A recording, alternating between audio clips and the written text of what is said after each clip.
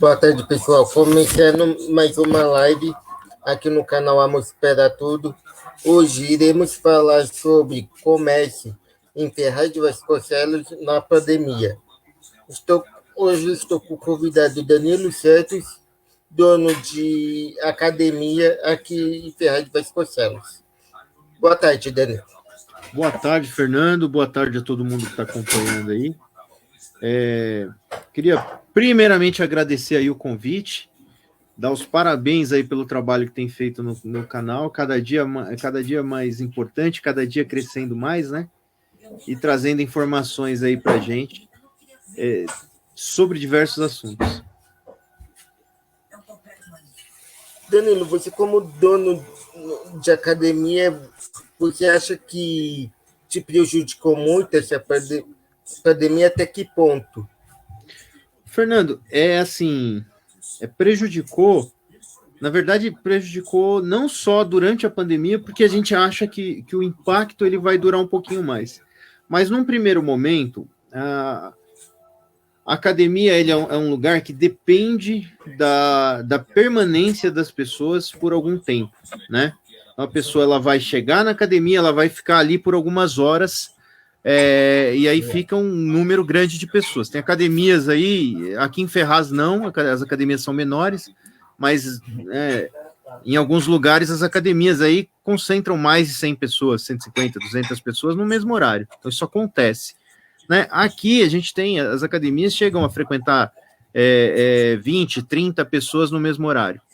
Então, a princípio, quando começou, né, a se falar em distanciamento social, a academia ela foi um dos primeiros estabelecimentos que começou a receber uma certa atenção.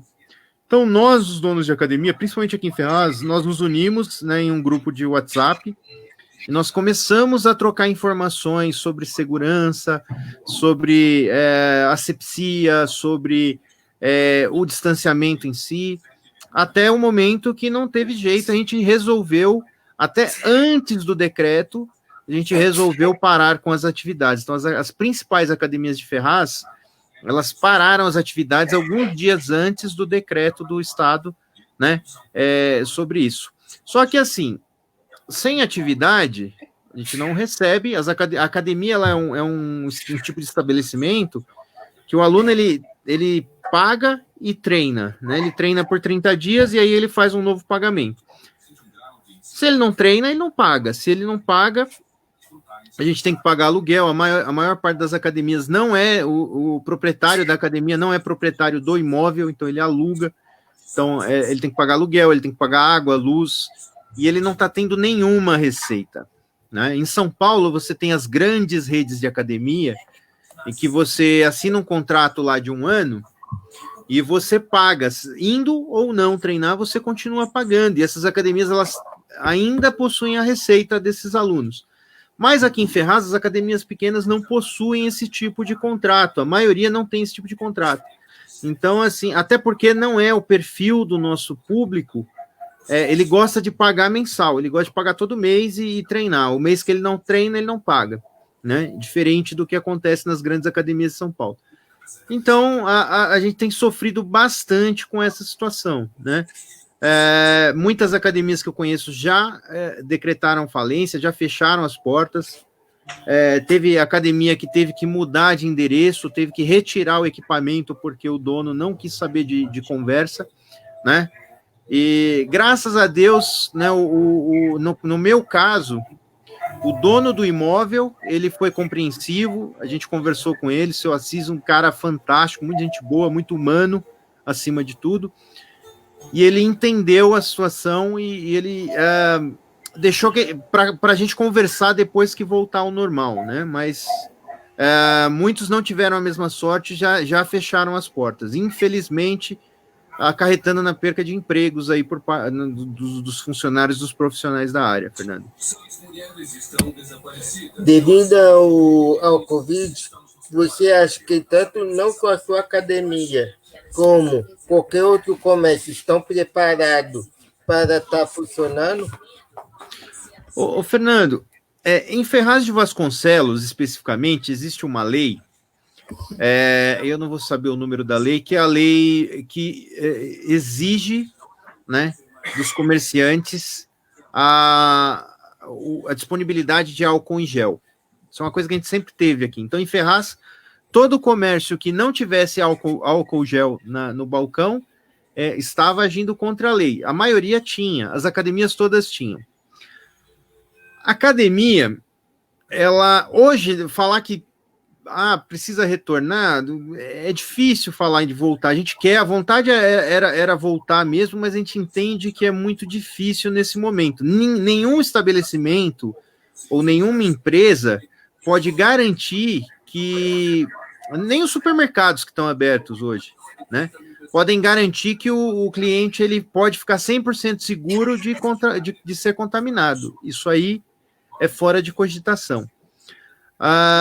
Mas eu acho que deve ser feito sim um planejamento para o retorno, assim que possível, assim que os números começarem a reduzir, principalmente a academia, Fernanda. Academia, as pessoas elas veem a academia como um lugar de estética, né? E não é. Hoje a gente sabe os benefícios da atividade física para a saúde física e mental. Eu tenho 70% dos meus clientes são pessoas com algum problema de saúde, ou com hipertensão, ou com diabetes, ou pessoas com uma certa idade que possuem lá uma sarcopenia, que é a perda de massa muscular por conta da queda hormonal, ou possuem depressão, que é uma preocupação muito grande que eu tenho também, a saúde mental das pessoas, e a atividade física, ela ajuda muito nesse sentido. Então, a gente sabe que a academia ela é importante, precisava, sim, de um planejamento para que, quando for seguro o retorno, as academias elas possam voltar a trazer qualidade de vida para as pessoas.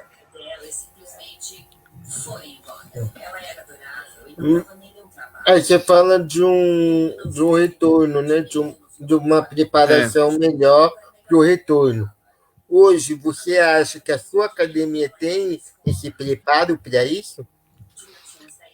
Olha, quando a gente fala em pandemia, Fernando, eu acho que não existe hoje ambiente seguro. Hoje, é que nem eu falei, num supermercado hoje você está correndo risco, né? Se eu decidisse, se hoje eu tivesse a possibilidade de voltar a trabalhar, eu ficaria apreensivo. Por quê? Porque existe uma quantidade muito grande de pessoas contaminadas e fatalmente essas pessoas elas vão transferir isso para outras pessoas.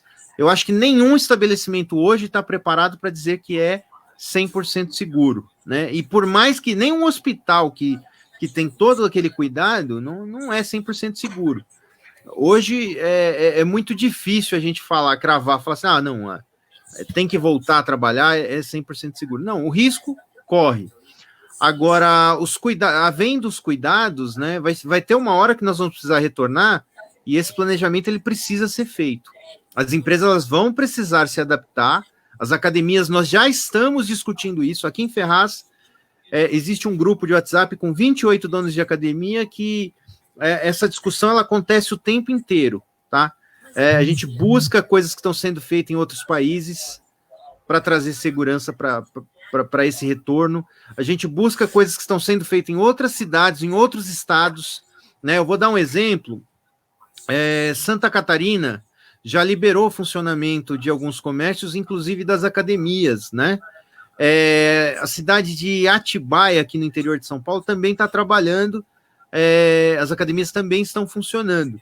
Infelizmente, nessas academias, nessa academia de Atibaia, por exemplo, eu conversei com o proprietário essa semana, e ele falou o seguinte, ele falou, olha, a prefeitura liberou, nós voltamos a trabalhar, só que, infelizmente, não está tendo aluno, as pessoas estão com medo de voltar. Então, eu imagino que até por esse medo das pessoas, não seja realmente a hora de voltar. Mas é assim a hora de se discutir o planejamento para que seja feito esse retorno de forma mais segura possível.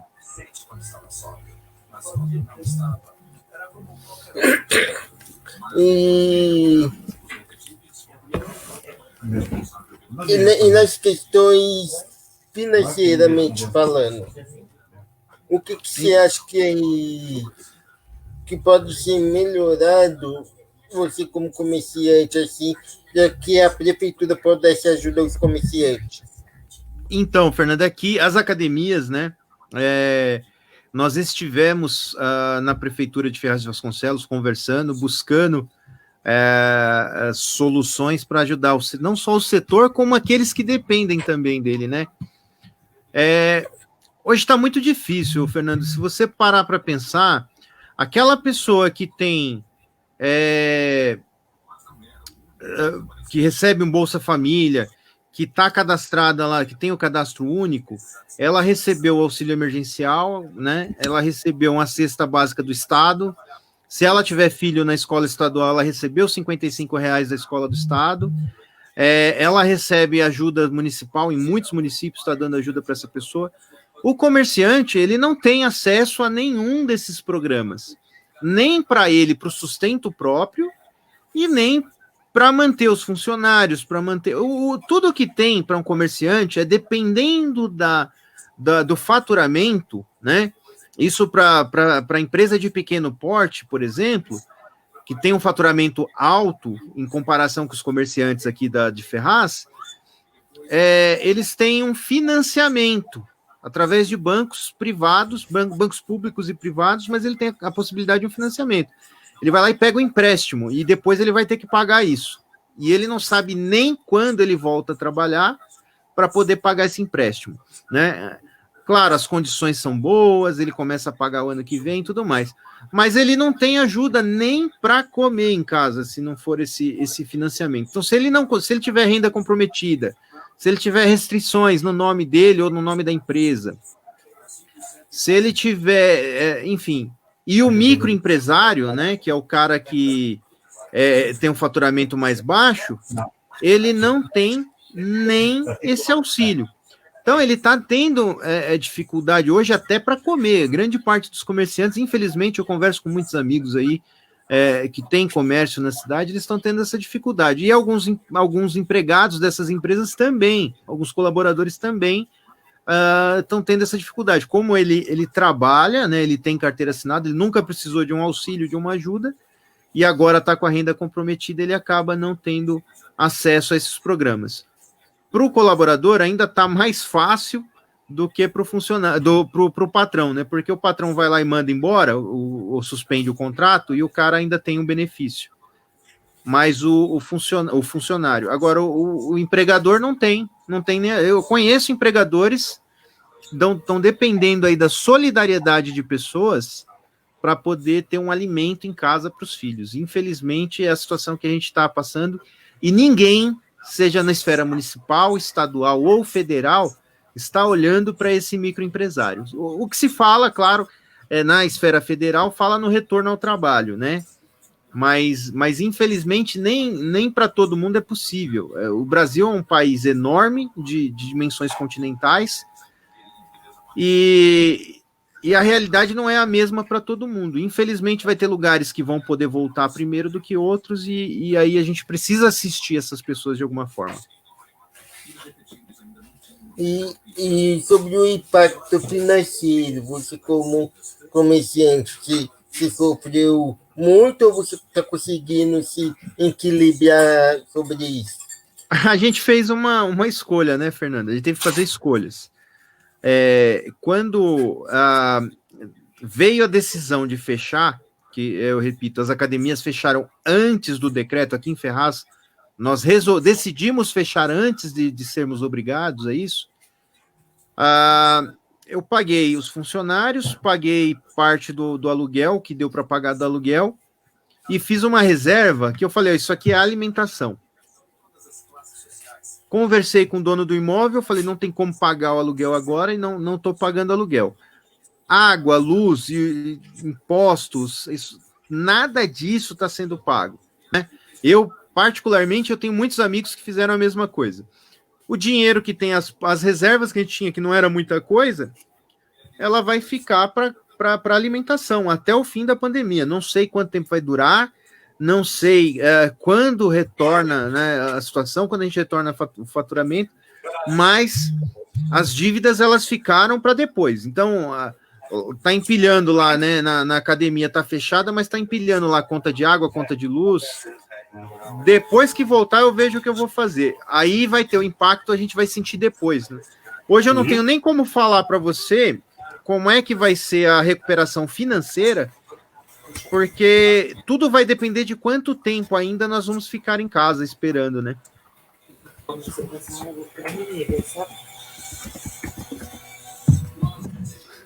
Pois é. Infelizmente, não tá fácil para ninguém, mas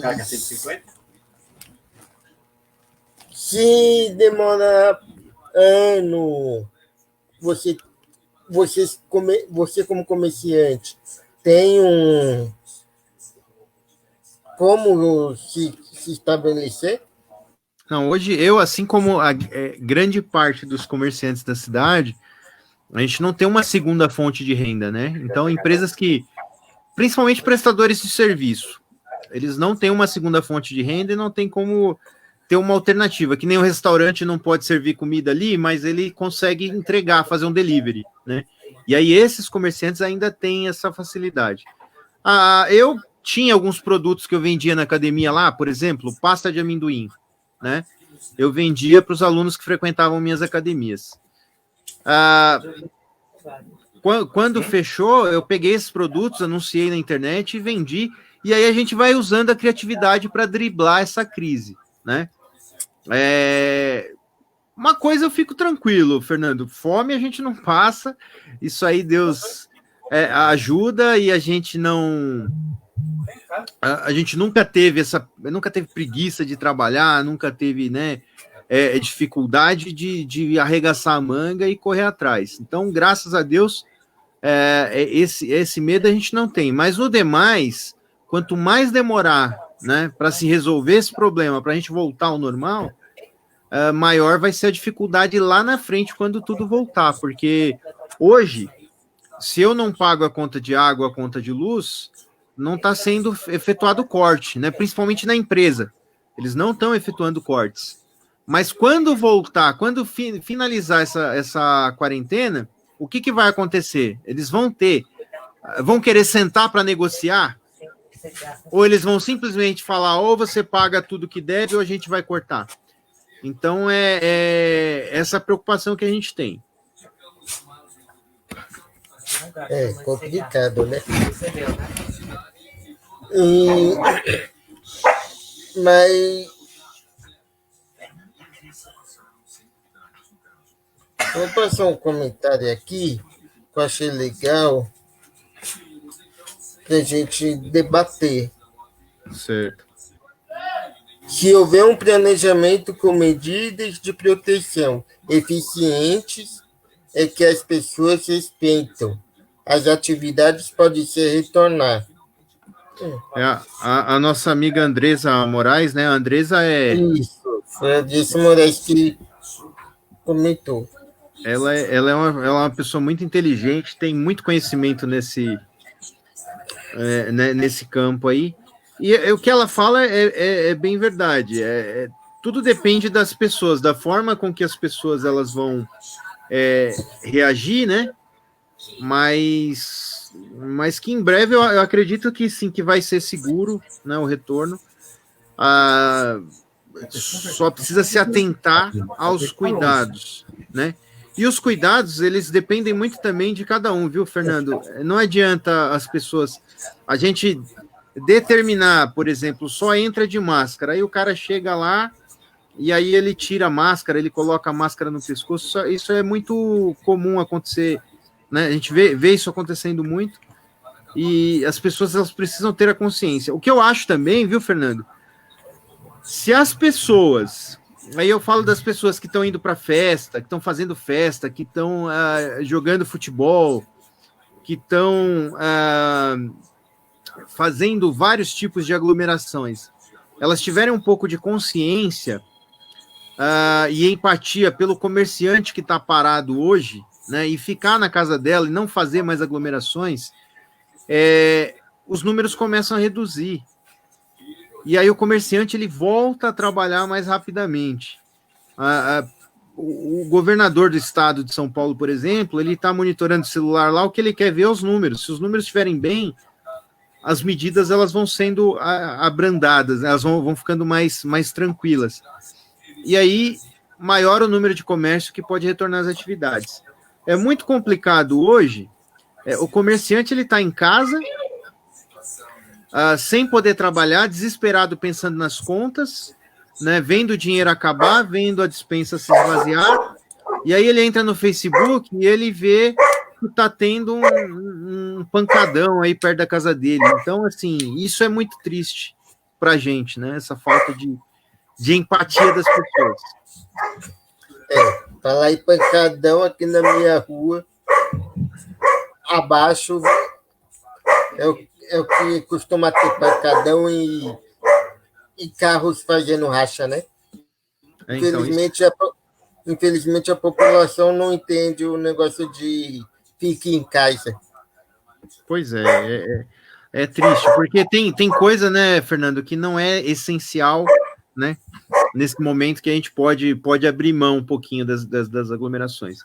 E aí as pessoas voltam a trabalhar em breve, mas quanto mais demorar para que as pessoas tomem essa consciência, maior é o tempo que a gente vai ficando em casa e maior a dificuldade que a gente vai enfrentar depois.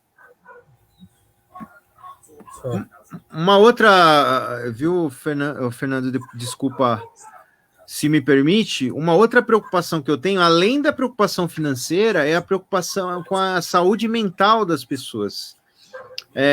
Principalmente o comerciante também passa por isso, mas a população em geral, ela tem... ela está sofrendo muitos efeitos desse distanciamento social, a falta de recursos financeiros, a falta do trabalho em si, né, a ociosidade, isso acaba impactando na saúde mental das pessoas. Tem muita gente que sofre de depressão, que sofre de ansiedade ou algum outro transtorno, e nesse momento, como todo e qualquer atendimento de saúde, de atenção básica de saúde, está parado, né? Por exemplo, consulta com psicólogo não está acontecendo, um ou outro psicólogo particular está atendendo via telechamada, mas quem depende do SUS, por exemplo, não está tendo essa atenção. Então, é uma preocupação muito grande que a gente tem que ter também, viu, Fernando? Quem tem amigos aí que sofre de depressão, sofre de ansiedade, precisa ficar atento, ligar de vez em quando, bater um papo, perguntar como é que tá, se tá precisando de alguma coisa, se quer conversar, né? E ficar atento aos sinais, porque se a gente não tomar esse cuidado, podemos enfrentar aí problemas sérios nesse campo também. Exatamente, até porque, querendo ou não, a saúde, eu digo mais em Ferraz, né? Se a Secretaria da Saúde não atende nenhum telefone, que dirá ter um psicólogo, alguma coisa assim, né, para estar socorrendo o pessoal. É bem difícil. Difícil, né? É complicado. E sobre a prefeitura em si, você acha que a prefeitura em si deveria fiscalizar mais sobre esses negócios dos comércios, que até então eu vejo que alguns lugares acabam fazendo alguns serviços ainda na cidade e tudo mais. É complicado, né, Fernando? A gente falar de fiscalização nesse momento.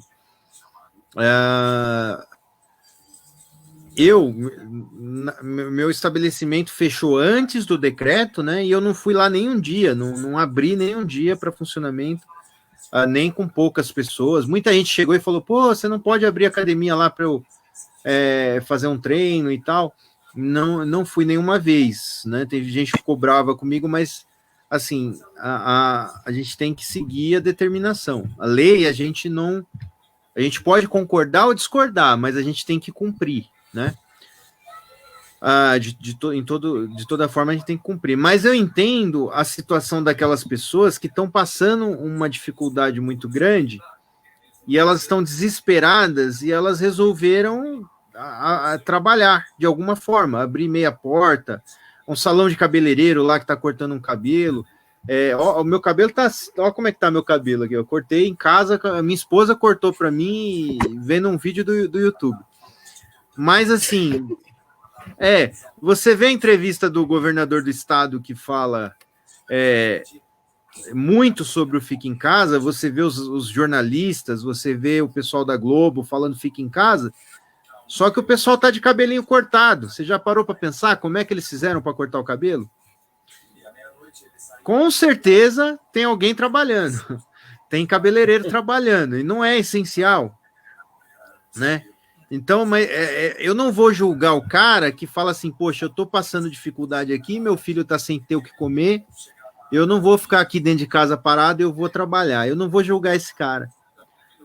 Mas eu acho que tinha que ter um enfrentamento um pouco mais forte em cima justamente dessas pessoas que eu falei para você, que estão fazendo festa, que está fazendo pancadão, que está fazendo, enfim, aglomerações que são muito mais nocivas, porque se você comparar, por exemplo, uma pessoa no salão de cabeleireiro cortando cabelo, com uma festa que nem eu vi um vídeo da cidade de Tiradentes lá, tinha mais de 1.000 pessoas seguramente naquele vídeo, com toda certeza é mais arriscado, né, o pancadão do que o corte de cabelo.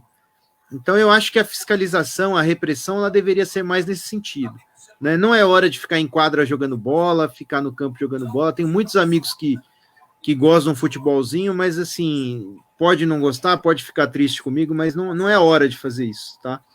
É hora de ficar em casa mesmo e contribuir para que os números voltem ao normal e a gente possa voltar a trabalhar, que é o jeito, é assim que vai ser. Não adianta eu querer brigar com o governador do estado para trabalhar também, que tem muita gente que fala assim, mas isso aí tá errado, você não pode falar fica em casa, porque não adianta, eu vou brigar com o governador do estado, não tem como, eu tenho que acatar o que foi falado, posso não concordar, mas eu sou obrigado a acatar também, né, Fernando?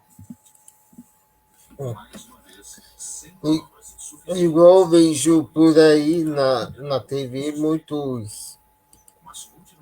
muitas pessoas colocando máscara abaixo do pescoço e tudo mais. Não. Para que então pra quê, né? Tá usando? Não resolve.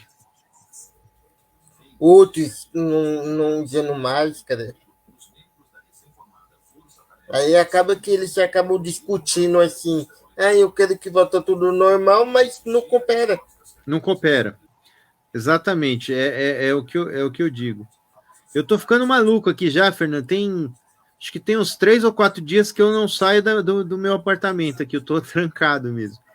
É complicado, mas a gente tem que fazer nossa parte, né, infelizmente. É difícil. A vontade mesmo é de voltar a trabalhar, é de abrir as portas, ainda mais eu tenho... Por dia na minha academia passam lá em torno de 110 a 130 pessoas. Eu sei o nome de cada um, eu converso com cada um dos meus clientes, eu sei o time que o cara torce, eu sei, eu conheço alguém da família, eu sei quando alguém da família está doente. Então a gente gosta de conversar com pessoas, a gente gosta das pessoas, gosta desse contato. E ficar trancado em casa o dia inteiro na frente do computador, na frente da televisão, é muito difícil para a gente, mas a gente tem que contribuir, não tem jeito. Querendo ou não, eu também, por estar que faz entrevista, posso falar, né? Que o calor humano, querendo ou não, é legal, né, você conversar com a pessoa olhando nos olhos, é gratificante nesses aspectos. Faz toda a diferença. Sabe? Porque, querendo ou não, é uma química, né? Que se torna uma química gostosa, de uma vibração boa. dependendo indiferente da área, da profissão que você está seguindo ali, né? Exatamente, Fernando. E você gostaria de deixar algum recado para essas pessoas que não estão colaborando? Na verdade, eu acho que o importante, Fernando, tanto agora na contribuição, né, de cada um para a gente voltar ao normal, quanto para depois que isso tudo acabar, que cada um entenda seu papel de cidadão, entenda seu papel social e contribua com a recuperação. Tá? Como é que eu vou contribuir com isso? É ajudando o pequeno comerciante, tá? É comprando lá do comércio do seu bairro, do pequeno comércio do seu bairro, é frequentando a academia pequena do seu bairro, esquece a academia grande de marca lá, porque o comércio do seu bairro, a academia pequena do seu bairro, ela traz movimento para o bairro, ela acaba ajudando o comércio que tem em volta, ela acaba empregando pessoas próximas a você, que vão consumir numa padaria do seu bairro, que vai melhorar um pouquinho, que vai empregar também uma pessoa ali no seu bairro, que vai comprar no mercadinho que tem do lado da sua casa, que vai crescer. Enfim, isso gera uma reação em cadeia tão grande, né? E às vezes a gente vai comprar uma grande rede lá do outro lado, gasta tempo, gasta dinheiro de deslocamento, porque é mais legal, porque é maior, porque tem mais variedade. Mas dá uma forcinha para a academia do bairro, dá uma forcinha para a padaria do bairro, para o mercadinho, para a quitanda, para aquela loja de peça que tem perto da sua casa, né? Para a oficina mecânica que tem do lado da sua casa. E assim você faz a sua parte também para contribuir para que pessoas voltem a ter uma vida normal, para que elas consigam pagar suas dívidas, consigam empregar pessoas, consigam alimentar seus filhos. Então, cada um vai ter um papel muito importante nessa retomada, tá? E agora não tem nem o que falar, né, Fernando? Não dá para fazer festa, não dá para ficar em aglomeração. Vamos usar máscara, vamos trabalhar, vamos fazer a nossa parte, tá? E também, só complementando o que você falou aí, de grandes comércios e pequenos, temos que ver também que aqueles grandes comércios começou pequeno, né? Então, também temos que dar chance para os pequenos, para que eles tenham as suas grandes comércios, até pequeno, nem sempre porque é pequeno que não tem grandes profissionais ali dentro. Pois é, o pequeno comércio ele depende ele depende muito das pessoas.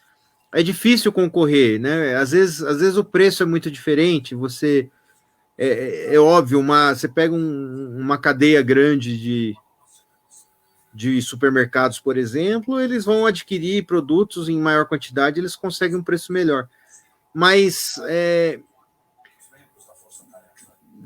quando você compra no comércio do lado da sua casa, você está favorecendo a infraestrutura do seu comércio, do comércio ali da região. Isso faz com que mais comerciantes investam no seu bairro.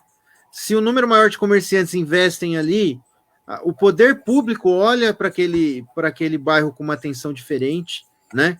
Então você vai ter uma preocupação maior com aquele bairro, porque ali tem uma arrecadação, porque o comerciante ele tem mais facilidade lá na prefeitura e cobrar o prefeito da iluminação pública na frente do comércio dele.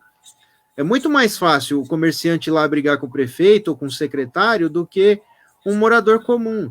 Então, quando o comércio é forte, o bairro é forte. Então, vale a pena ajudar o comércio a crescer.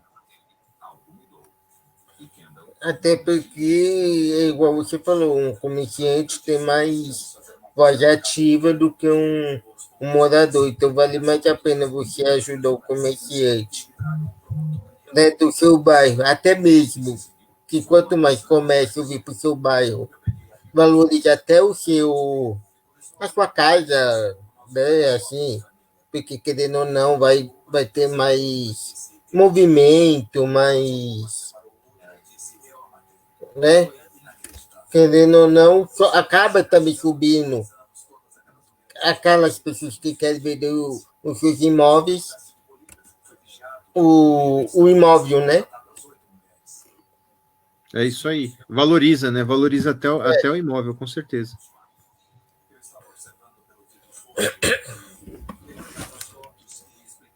Agora vamos falar um pouquinho de política. Opa, política é bom.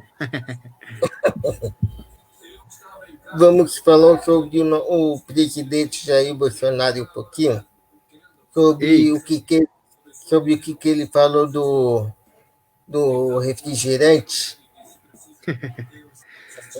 que todo mundo ficou comentando.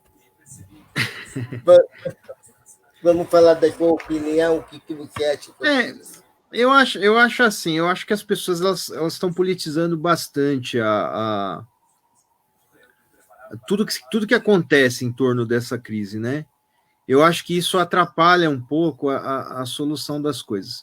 O Bolsonaro, eu tive a oportunidade de conhecê-lo pessoalmente, estive com ele em 2017 e pude passar algumas horas conversando com ele, longe de câmera, longe de.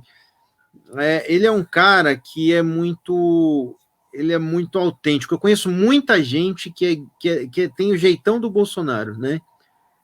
Ele não é um cara. Eu imagino o quão difícil seja para um cara que cuida da imagem dele, por exemplo, para um cara que seja assessor de imprensa do Bolsonaro, porque ele é muito espontâneo. Deu na telha, ele fala. E isso atrapalha um pouco. Só que acontece que as pessoas também superdimensionam algumas coisas. E eu acho que tira o foco das coisas que realmente são importantes. Então, eu acho assim, o governo federal ele tem cometido acertos e tem cometido erros, né? Mas eu prefiro avaliar ações do que avaliar o discurso. Eu não acho que discurso acaba gerando sim um impacto na economia, acaba gerando. Mas quando a gente fala na crise, eu prefiro avaliar as ações do que os discursos. Então, eu acho que isso é muito importante. Tanto o governo municipal nosso aqui, o governo estadual e o governo federal, eles têm cometido erros e têm cometido acertos. Eu acho que a imprensa ela tem um papel muito importante para dar transparência a essas ações, e ela tem feito isso, né, de várias maneiras, cada veículo tem seu meio de fazer isso. E eu acho que tem capacidade de emitir uma opinião legal quem acompanha vários meios para tirar ali as suas conclusões. E é importante o cidadão também avaliar isso e cobrar. Hoje deixou de ser uma via de mão única, né? Você recebe a informação e você fica indignado e você não pode fazer nada. Não, a gente vai para a rede social e expõe a nossa opinião. E com a nossa opinião, isso aí com certeza acaba chegando lá em cima de volta. Então, tem uma influência muito grande, né? Aí vamos pegar um exemplo.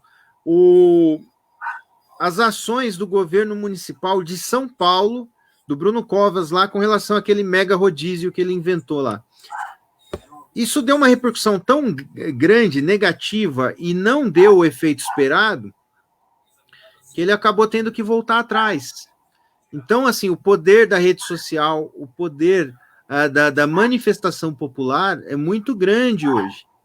E acaba que causa esse efeito. Então, é muito importante a gente ficar por dentro do que acontece, mas, assim, com cuidado, Fernando, para não deixar a nossa opinião particular ou nossa opinião política influenciar na avaliação das ações, tá? Por exemplo, se o cara não gosta do Bolsonaro, ele tem que entender que quando o Bolsonaro acerta, ele precisa reconhecer esse acerto para que esse acerto seja repetido lá na frente nas outras ações. E o cara que é a favor do Bolsonaro, ele também precisa ser crítico quando o Bolsonaro erra, para que o Bolsonaro não cometa aquele mesmo erro numa próxima oportunidade. E o mesmo vale para o governo estadual e para os governos municipais. Então, as pessoas elas têm que deixar a política de lado e avaliar as ações separadamente. Você é a favor do lockdown? É bem difícil. Eu tenho medo de falar nesse assunto, Fernando, porque assim, eu não sou cientista, eu sou cientista computacional, eu sou formado em ciência da computação, mas eu não sou médico, eu não sou infectologista, eu não sou epidemiologista, eu não tenho como fazer uma avaliação técnica, né? O que a gente analisa são exemplos e as falas de alguns técnicos. Eu vejo que em alguns países, sem necessidade de lockdown, tiveram um resultado muito bom no combate a essa crise, em comparado a países que tiveram, por exemplo, o lockdown, mas não conseguiram conter os números. O que acontece? Com isso eu consigo dizer que o lockdown é certo ou errado? Não consigo, porque não é só o lockdown. Não adianta o cara falar assim, olha, aqui não teve o lockdown e funcionou. Não, mas peraí, quantos exames foram feitos? Quais medidas de isolamento para os infectados, para os casos confirmados? O que foi feito para proteger as pessoas do grupo de risco? Então tem um monte de coisas para se avaliar, né? Eu vi uma reportagem, por exemplo, falando de Israel. Israel, no princípio, não tinha lockdown, não tinha, o isolamento era muito brando, mas todo mundo era testado e o cara que era testado positivo, ele ia imediatamente para um lugar, né, do governo e ficava isolado lá naquele local. Então, ele continha a contaminação. Aqui no Brasil não tem condições de fazer isso, né? Aqui a gente não tem nem teste para todo mundo. O cara chega no posto de saúde, eu tô com febre. Não, beleza. Tá sentindo mais alguma coisa? Não, então vai para casa e fica isolado lá. E o cara não vai para casa, ele vai para festa. Teve um caso, vi uma reportagem hoje, o cara foi pro hospital, ele fez o exame, deu positivo, ele fugiu do hospital, foi jogar truco, depois foi para casa do pai dele visitar o pai, depois participou de festa e tudo mais. Depois de uma semana morreu ele e o pai dele. Morreram os dois. E aí a prefeitura da cidade lá, que eu não me recordo o nome da cidade, estão buscando todo mundo que teve contato com o camarada para poder resolver o problema. Então, assim, depende muito das pessoas, depende dos recursos. Não dá para a gente comparar, por exemplo, Ferraz de Vasconcelos, a estrutura que nós temos aqui com Brusque, lá no sul, né? Ou com, sei lá, com São José do Rio Preto. Não tem como comparar, são cidades com estruturas completamente diferentes. Então, é bem difícil a gente falar no Brasil. Eu acho que isso tem que ser avaliado cidade a cidade, ou região a região, né? E por aí vai, Fernando. A gente tem que ter muita responsabilidade na hora de emitir uma opinião sobre eu acho que funciona, eu acho que não funciona, eu acho que é muito relativo, né? Não sei se eu respondi. Impeachment. Impeachment eu acho besteira. Impeachment é quando a gente tem uma situação muito grave, né? Eu acho que estão falando de impeachment do Dória também, estão falando do Bolsonaro. Nós temos aí na nossa história, desde 89, que nós escolhemos o nosso presidente da República de forma direta, né? O primeiro presidente que nós escolhemos foi Fernando Collor de Mello, que sofreu impeachment. Depois nós tivemos o impeachment da Dilma, né? É muito danoso. Se você pegar a história, o que aconteceu depois do impeachment, com a economia, com a credibilidade do país, com os projetos que foram interrompidos bruscamente. Então é muito perigoso. O impeachment ele é uma coisa que tem que ser feita em último caso, em última instância. Eu não acho que seja algo positivo, tanto no Estado quanto nacional. O afastamento de um prefeito, por exemplo, ele já causa prejuízo. A gente viu isso aqui em Ferraz em 2016, né? O quanto a cidade sofre por uma instabilidade política, né? Em 2016, aqui em Ferraz, foi uma coisa drástica, foi uma coisa que precisava, porque já estava fora de controle, mas assim, tem impactos, né? De qualquer forma, tem impactos. Eu acho que é uma coisa que a gente tem que evitar. E não é o caso, não. O pessoal quer impeachment por discordância ideológica. Isso não é... Eu acho que nada justifica, a não ser que seja comprovado um crime e alguma coisa... É última instância. Sobre o golpe militar, o militarismo, você acha que pelo Bolsonaro está colocando vários militares, ele pode estar querendo dar um golpe militar? Eu também acho que é besteira, Fernando. Eu acho que primeiro momento, se você quer dar um golpe militar, a última coisa que você faz é disputar uma eleição, né? Eu não vejo isso, não. Eu acho que a nossa democracia ela está bem fortalecida.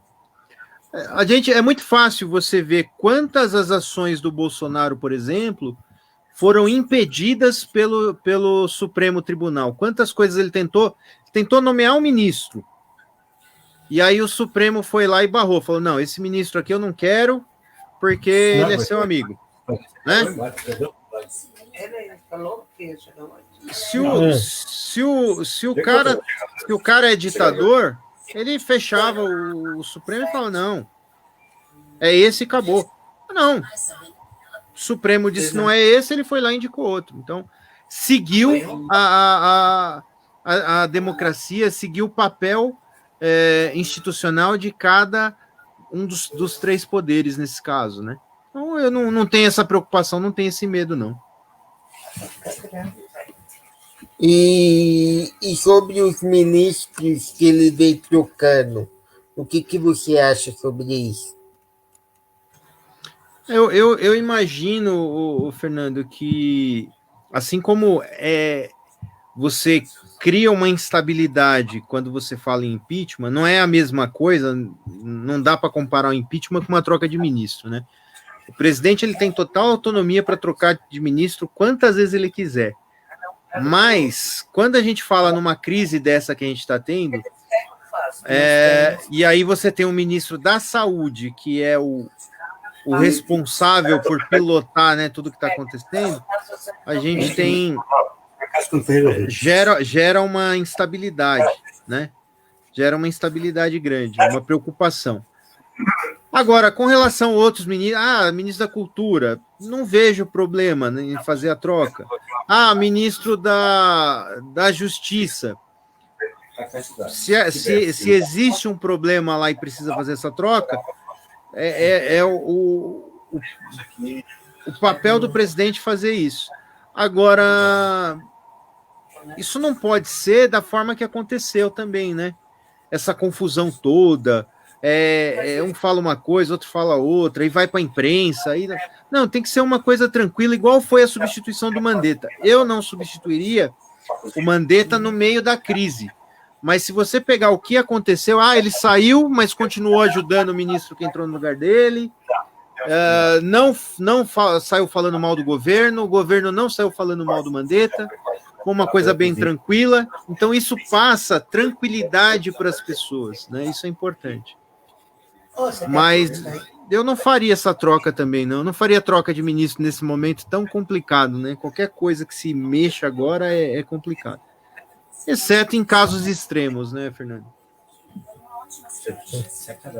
E sobre aquele outro ministro que saiu falando do presidente e tudo mais, Não, que preocupou, que teve provas e tudo mais. O que eu você acho acha que eu acho que houve excesso dos dois lados ali, né, Fernando?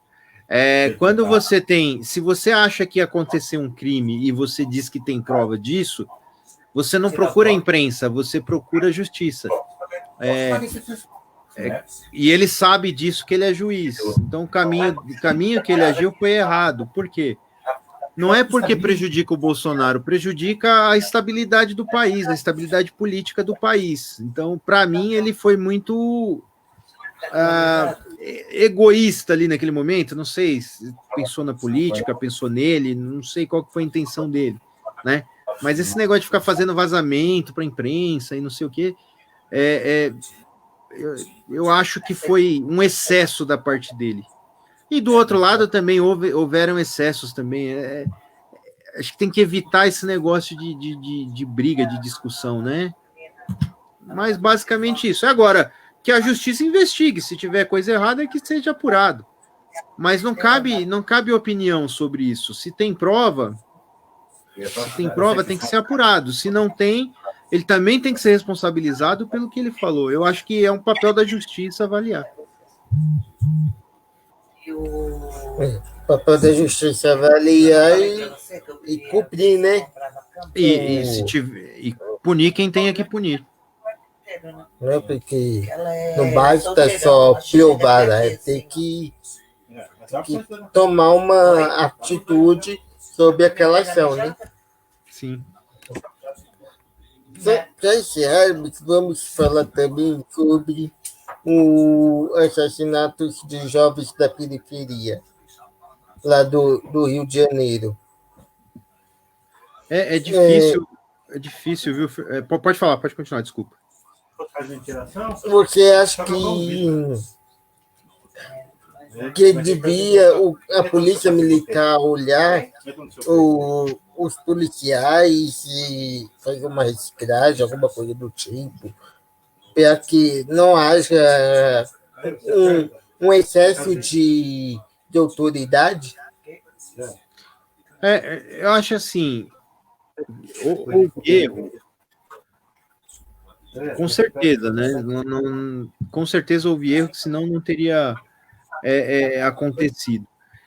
Eu acho que tem que ser estudado aonde está esse erro, por que esse erro acontece, o Fernando. Eu não sou um cara de ficar atacando pedra na polícia também, porque a polícia no Brasil, tá? Não estou falando no Rio de Janeiro, lá é uma realidade muito diferente da nossa aqui também, né? Mas a polícia ela é muito mal paga, muito mal preparada em termos de treinamento, em termos de recursos.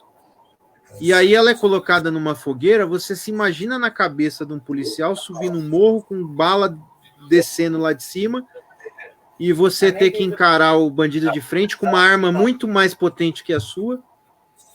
Então o psicológico ele é complicado, e aí é onde acabam acontecendo os erros, né? Existem maus policiais, assim como tem maus políticos, assim como tem maus médicos, assim como tem maus profissionais ruins em todas as áreas. Mas eu acho que não é uma situação da gente chegar e falar assim, olha, o policial é errado e pronto, e acabou. Não, eu acho que é um negócio muito mais complexo que isso, né? O erro, normalmente, ele não está no policial que está com a arma na mão, ele está no político que coloca o policial lá numa condição difícil, né?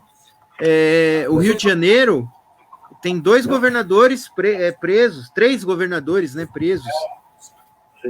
Tem prefeito condenado por crimes de corrupção.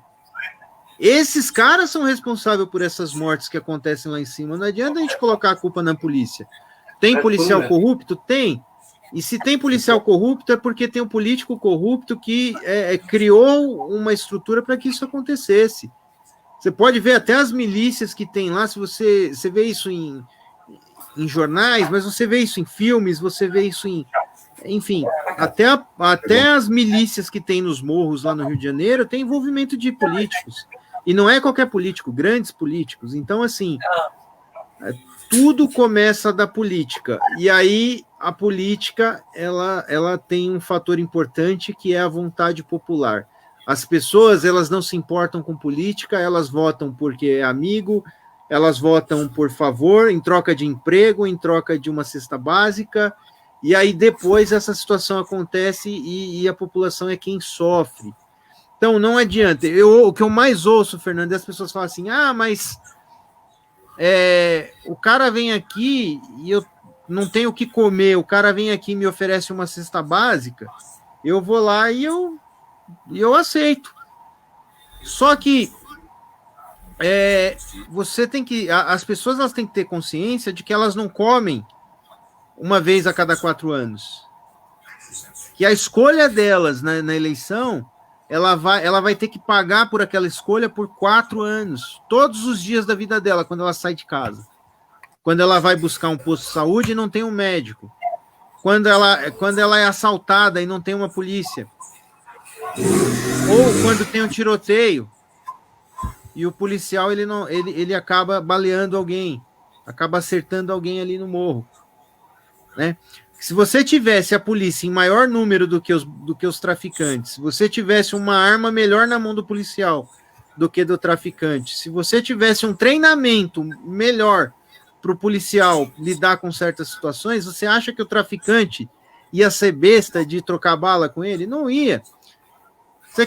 Não sei se você se lembra, Fernando, quando a gente teve aquela mega operação nos morros do Rio de Janeiro que a gente assistiu pela televisão, o exército subindo o morro armado até os dentes com tanque de guerra e os traficantes em fila fugindo pelo meio do mato e não foram trocar bala com o exército. Por quê? Porque eles estavam lidando ali com profissionais mais bem preparados que ele, cara que vai para a guerra. Cara que tem armas ali de longo alcance. Você entendeu? Tem mais recurso, que tem mais recurso. Ele foi embora. Você entendeu? Então, se a polícia ela tivesse mais treinamento, se ela tivesse um armamento melhor, se ela tivesse um veículo melhor para poder subir o morro, bandido não ia trocar bala com a polícia, essa situação não ia acontecer, não. Não ia acontecer, entendeu? Então, acho que tudo começa na política. A culpa é justamente essa, é da gente ter lá no Rio de Janeiro três governadores presos, prefeito condenado, deputado envolvido com escândalo de corrupção. Esse é o grande problema. Você pode ver, a gente estava falando de Covid aqui, né? No Rio de Janeiro foi pego lá corrupção agora já, com esse negócio de Covid aí, desvio de dinheiro público com relação se eu não me engano, foi hospital de campanha ou foi medicamento. Foi preso um secretário lá. Então, assim, o problema não é a polícia. O problema começa no político. E aí, é claro, por conta disso, você vai gerando uma série de outros problemas. Mas se você não trocar o político que está lá em cima, não colocar um político bom lá em cima para poder tomar as decisões certas, aí a gente paga o pato por 4 anos. Então, querendo ou não, tudo começa pelos engravatados. Sempre. Sempre. Na verdade, começa pelo voto, né? Começa pelo voto. O cara que vota errado porque o cara que escolhe, eu vou escolher um vereador, ou um deputado, ou um prefeito, ou um governador, porque o cara é legal, porque o cara é simpático, porque o cara distribui cesta básica aqui no meu bairro, porque, sei lá, porque a filha dele estuda com meu filho. Pô, eu já ouvi isso. Não, vou votar no fulano porque a filha dele estuda com meu filho. Não. Vamos conhecer o cara, pode votar no cara, mas vamos conhecer o cara, saber o que o cara já fez, como é que é a vida desse cara, o que o cara conhece, se o cara é honesto, se não é, né? Então isso é importante. Conhecer a trajetória, tanto não só na cidade, como na política do cara, né? Querendo ou não, o que também acaba sendo o útil com o agradável, porque, querendo ou não, se você estudar a história também política do cara, você vai ver se é um bom profissional preparado para aquelas situações que possa vir e acontecer, né, na cidade. O Fernando, aqui na última eleição aqui em Ferraz, nós tivemos 300, arredondando aí 400 candidatos a vereador na última eleição. Você acha que de 400 candidatos não tenha 17 que sejam honestos trabalhadores, que tenham competência, que tenham capacidade para poder trabalhar na cidade? Com certeza tem, com certeza tem. Agora falta a vontade de procurar essas pessoas, de ouvir as pessoas. Né? Tem muita gente que fala, vem falar de política. Não, a gente precisa falar, porque quem paga o pato depois é a gente. Não adianta reclamar depois, Fernando, tem que participar. Exatamente. Bom, estamos encerrando mais uma live por aqui. Pessoal, quem estiver assistindo, curte, comenta, compartilha, se inscreve no canal que Amor Supera Tudo, lá no YouTube. Danilo, quero te agradecer mais uma vez por ter agora aberto a sua caixa, né? Para ter para estar me recebendo. Você veio até mim e eu agora vou até você. Muito obrigado. Deus abençoe. Amém. Vamos agradecer aqui a Jusilene, a Radassa, Denis, Andressa e aqueles que não se pronunciaram também. Que Deus abençoe a todos, fiquem todos com Deus. Até a próxima. Novidades no canal. Vou procurar fazer as lives de sexta-feira. Toda sexta-feira, às 19 horas. Ou às 16 horas. Fique por dentro do canal. Qualquer novidade estarei trazendo para vocês as novidades. Tá bom? Fiquem todos com Deus. Até a próxima. Fui! Abraço, Fernando.